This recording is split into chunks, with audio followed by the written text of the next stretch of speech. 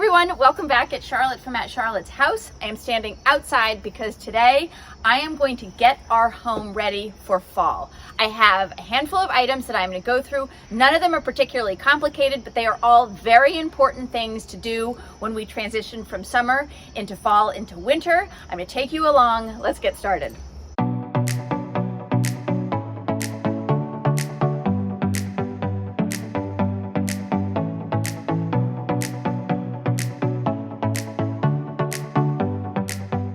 I am partnering with Train to share some ideas for getting your house ready for colder temperatures and changing seasons. I hope it's helpful.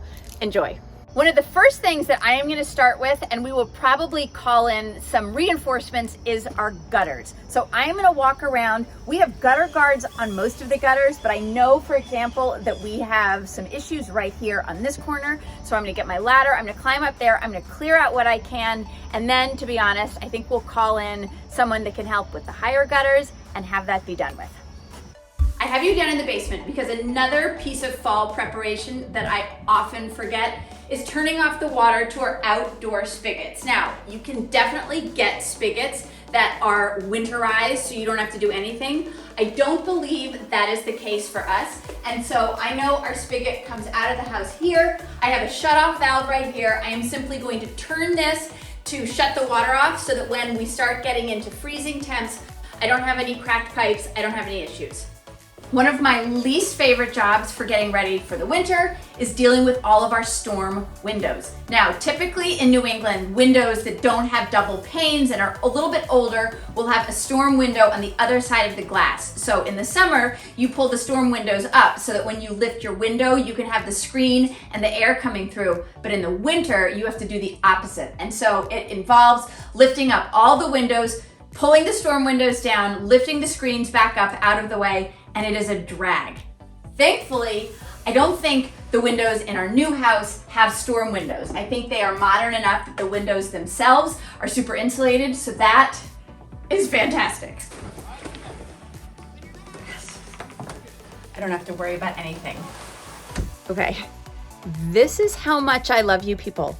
I'm taking you down to the most disorganized room in our house because this is where our furnace lives. So a very simple but important part of fall maintenance is swapping out any filters that you have on your heating and furnace system. So I am going to take care of that now.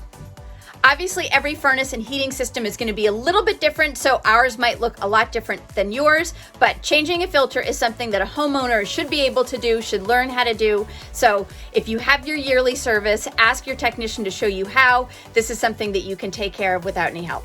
Here's a fun fact that is worth noting. If you buy the filters from your furnace technician, they will charge a lot more than they will cost if you just go to your local hardware store and stock up. So figure out what size and stock up. So these filters have arrows on the cardboard frame, and it says that they should be pointing towards the blower motor. So I have done that. You see how dusty and dirty it is.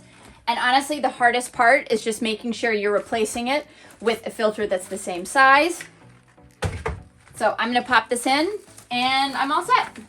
This is obviously nothing that I can do, but midway through the summer, I try to remember to call our chimney cleaner so that they can come and clean out our chimneys so that we are ready to go when the colder temperatures set in and we wanna light fires. I try to do this throughout the year, but one thing I am deliberate about doing leading into the colder months is walking around and just looking to see if there's any obvious places where I need to come around and caulk. Obviously in the winter, it's a little bit easier to detect these places because you will feel the draft, but sometimes you can just eyeball and see places that you need to attend to, so that's what I'm doing now. Another thing that I try to do during the summer, if I am super organized, is to send out our winter equipment for their yearly service. For us, that means our generator and it means our snow blower. They will get picked up and they will have their oil changed, and I don't know what else goes into it. But that way, when we get our first snow or we lose power, we know that we have two pieces of equipment that are ready to go. Nothing on this checklist is too complicated and it shouldn't take you that long. So if you start now, you have plenty of time to get ready for the colder temperatures, changing seasons. I hope this was helpful. Have a great day, everyone.